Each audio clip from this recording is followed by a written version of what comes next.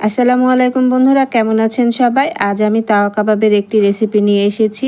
ঘরে থাকা উপকরণ দিয়ে মজাদার এই তাওয়া কাবাবটা কিন্তু ঘরেই তৈরি করে নেওয়া যায়। কোনো রকম জাফরানের প্রয়োজন হবে না, এতটাই টেস্টি হয়। সামান্য কিছু উপকরণ দিয়ে মজাদার এই তাওয়া কাবাবটা আপনি তৈরি করে নিতে পারেন। বাইরেটা হবে ক্রিস্পি আর ভিতরটা অনেক বেশি সফট আর অনেক বেশি টেস্টি। আশা করছি আজকে আমার এই তাওয়া কাবাবের রেসিপিটি আপনাদের কাজে লাগবে। চলুন তবে শুরু করি। তাওয়া কাবাব তৈরি করার জন্য এখানে আমি 500 গ্রামের মতো গরুর মাংস নিয়েছি আর এটা আমি কিমা করে নিয়েছি। আমরা মশলা বাটি যে ব্লেন্ডারে সেই জারে আমি কিমা করে নিয়েছি। আপনি চাইলে এখানে কিন্তু মুরগির মাংসটাও নিতে পারেন, তবে গরুর মাংস দিয়ে এই তাওয়া কাবাবটা বেশি টেস্টি হয়। কিউব করে কাটা 1 কাপের মতো পেঁয়াজ কুচি নিয়েছি আর লাল আর সবুজ কাঁচামরিচ কুচি নিয়েছি 3 টেবিল চামচের মতো। আর কিছুটা ধনিয়া পাতা কুচি দিলাম। এখন এখানে আমি কাবাবের মধ্যে দিয়ে দিয়েছি। ঘরে থাকা উপকরণ দিয়ে কিন্তু মজার এই তাওয়া কাবাবটা তৈরি হয়ে যায়। এখানে 1 টেবিল চামচ উঁচু করে দিয়েছি আদা রসুনের পেস্ট। জিরা গুঁড়ো দিয়ে দিয়েছি 1 টেবিল চামচের মতো। আর এখানে স্বাদ মতো এখানে আমি লাল মরিচের গুঁড়ো দিয়েছি। একটু ঝাল ঝাল এই তাওয়া কাবাবটা খেতে কিন্তু অসম্ভব মজা হয়। এখানে হাফ টেবিল চামচের মতো হলুদ গুঁড়ো দিয়েছি, হলুদ গুঁড়োটা একটু কম দেবেন। আর এখানে দিয়ে দিলাম হাফ টেবিল চামচের একটু বেশি ধনিয়া গুঁড়ো। আরও এখানে দিয়ে দিয়েছি 1 টেবিল চামচের মতো চিলি ফ্লেক্স। এগুলো দেবেন, একটু ঝাল ঝাল হলে এই তাওয়া কাবাবটা কিন্তু অনেক বেশি টেস্টি হয়। 1 টেবিল চামচের মতো দিয়ে দিলাম লাইট সয়া সস। 1 টেবিল চামচের মতো লবণ দিয়ে দিচ্ছি। যেহেতু এখানে সয়া সস দিয়েছি, লবণের পরিমাণটা একটু বুঝে দিতে হবে। এখন সব মশলাগুলো এই কিমার মধ্যে, মাংসের মধ্যে আমি মাখিয়ে নিচ্ছি। দেখতে পাচ্ছেন, খুব ভালো করে চেপে চেপে মাখিয়ে নিতে হবে। অনেক বেশি ফ্লেভারফুল হয়। আর এখানে কিন্তু আমি গরম মশলা গুঁড়োটাও দিয়ে দেবো। আর ঘরে থাকা উপকরণ দিয়ে কিন্তু এই তাওয়া কাবাবটা তৈরি হয়ে যায়। বানানো কিন্তু খুবই সহজ, মনে হয় অনেক কঠিন, কিন্তু যে কেউ কিন্তু এই তাওয়া কাবাবটা ঘরেই তৈরি করে নিতে পারবে। আর টেস্টের কথাটা কি বলবো, বানালেই কিন্তু বুঝতে পারবেন যে এতটাই টেস্ট হয়। এখানে 1 টেবিল চামচের মতো আমি গরম মশলা গুঁড়ো দিয়ে দিয়েছি। আর এখানে একটি ডিম দিয়ে দিচ্ছি।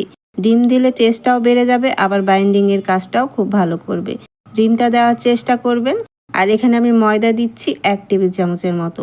আপনাদের ডোয়ের পরিমাপ বুঝে ময়দাটা দিয়ে দেবেন।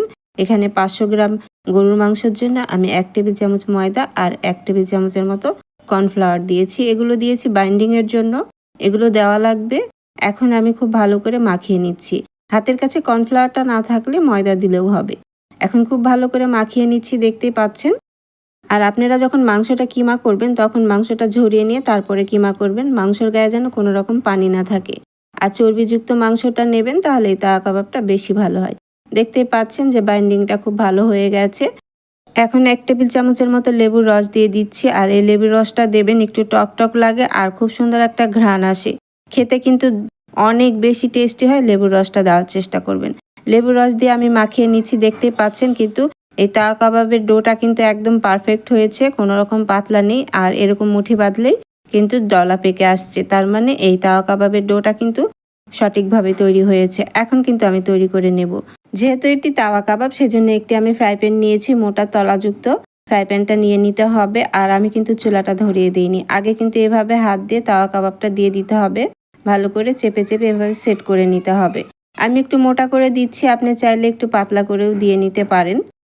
খুব ভালো করে এভাবে সমান করে দিতে হবে। আর চর্বিযুক্ত মাংসটা নেবেন, তাহলে কিন্তু এই তাওয়া কাবাবটা খেতে অনেক বেশি টেস্টি হয়। আর বানানো কিন্তু খুবই সহজ, মাত্র 15 মিনিটে কিন্তু এই নামি দামি তাওয়া কাবাবটা তৈরি হয়ে যায়। যেহেতু আমি মাংসটা কিমা করে নিয়েছি, চুলাটা কিন্তু ধরানো যাবে না। আগে কিন্তু তাওয়ার মধ্যে এভাবে কাবাবের মিশ্রণটা দিয়ে এভাবে সমান করে চেপে চেপে দিতে হবে। চারি সাইডটা একদমই সমান করে দিতে হবে। খেয়াল রাখতে হবে কোনো সাইড উঁচু নিচু যেন না থাকে। এখন আমি চুলাটা ধরিয়ে দেব। খুব সুন্দর করে আমি সেট করে নিয়েছি, দেখতেই পাচ্ছেন। এভাবে সেট করে নেবেন। এখন আমি চুলাটা ধরিয়ে দিয়েছি মিডিয়াম আঁচে। আমি এটা কিন্তু তাওয়া কাবাবটা জাল করে নেব 5 মিনিটের মতো। 5 মিনিট আমি মিডিয়াম হাইয়ে জাল করে নিচ্ছি। প্রথমে কিন্তু চুলার আঁচটা লো করে দেওয়া যাবে না। দেখতেই পাচ্ছেন তেল ছেড়ে দিয়েছে। এখন কিন্তু কেটে নিতে হবে শেপ অনুযায়ী। আপনি যদি শেপ দিতে চান যেরকম ইচ্ছে, আপনার পছন্দ মতো শেপ দিয়ে প্রথমেই কিন্তু 5 মিনিট পর কেটে নিতে হবে। তাছাড়া শক্ত হয়ে গেলে কিন্তু কাটা যাবে না, ভেঙে যাবে। এখন আমি ঢেকে আরও 5 মিনিটের মতো মিডিয়াম আঁচে রান্না করছি, যাতে মাংসটা খুব ভালো করে সেদ্ধ হয়ে যায়। যেহেতু এটা কিমা করা আছে, তাড়াতাড়ি সেদ্ধও হয়ে যাবে। এখন সাইডে 1 টেবিল চামচের মতো রেগুলার রান্নার তেল দিয়ে দিচ্ছি, যাতে খুব বেশি লেগে না যায়। যেহেতু আমি এখানে কোনো রকম তেল ব্যবহার করিনি। এখন কিন্তু আমি উল্টিয়ে দিচ্ছি। আমি কিন্তু এভাবে উল্টিয়ে দিচ্ছি, দেখতে পাচ্ছেন যে নিচে কিন্তু লেগে যায়নি। কিছুটা তেল দিয়ে দিবেন, খুব বেশি তেল দিবেন না। কারণ এই তাওয়া কাবাবটা কিন্তু একটু পোড়া, পোড়া খেতেই ভালো লাগে। আর খুব সাবধানে এভাবে উল্টিয়ে দিতে হবে। আপনারা চাইলে বড় একটা তাওয়া নিয়ে নেবেন, তাহলে কিন্তু খুব বেশি সুবিধা হয়। আর কিন্তু এক পাশটা না হওয়া পর্যন্ত কিন্তু আরেক পাশটা উল্টাতে যাবেন না, তাহলে কিন্তু এই তাওয়া কাবাবগুলো ভেঙে যাবে। এখন আমি চুলার আঁচটা মিডিয়াম করে রেখে ভেজে নিচ্ছি। এখন কিন্তু আর চুলার আঁচটা লো করা যাবে না। এভাবে কিন্তু আমি উল্টে পাল্টে ভেজে নিয়েছি। দেখতে পাচ্ছেন কত সুন্দর কালার চলে এসেছে। আর মাত্র 15 থেকে 20 মিনিটের মধ্যে এই তাওয়া কাবাবটা তৈরি হয়ে যায়। চুলার আঁচটা মিডিয়াম করে রেখে কিন্তু এই তাওয়া কাবাবগুলো ভেজে নিতে হবে। তাওয়া কাবাবগুলো কিন্তু তৈরি হয়ে গেছে। আমি এখন উঠিয়ে নিচ্ছি। দেখতে পাচ্ছেন যে কতটা তেল ছেড়েছে। আমি কিন্তু 1 টেবিল চামচের মতো তেল দিয়েছিলাম। চর্বিযুক্ত মাংসটা নিয়ে নেবেন, তাহলে এই তাওয়া কাবাবটা খেতে অনেক বেশি টেস্টি হয়। আর তাওয়া কাবাবের সাথে নান রুটি থাকলে কিন্তু অনেক বেশি টেস্টি হয়। এরকম ফুলকো, ফুলকো নান রুটি ঘরে কিন্তু তৈরি করে নেওয়া যায়। আর নান রুটি কিভাবে তৈরি করতে হয় এই রেসিপিটি কিন্তু আমার চ্যানেলে দেওয়া আছে। দেখতেই পাচ্ছেন নিশ্চয়ই কতটা ক্রিস্পি হয়েছে। উপরটা ক্রিস্পি আর ভিতরটা একদমই সফট। যেহেতু মাংসটা কিমা করা ছিল, সেজন্য তাওয়া কাবাবটা তৈরি করতে বেশি সময় লাগে না। তৈরি হয়ে গেছে। দেখতেই পাচ্ছেন কতটা লোভনীয় হয়েছে, আর খেতে তো অনেক বেশি মজা হয়েছিল।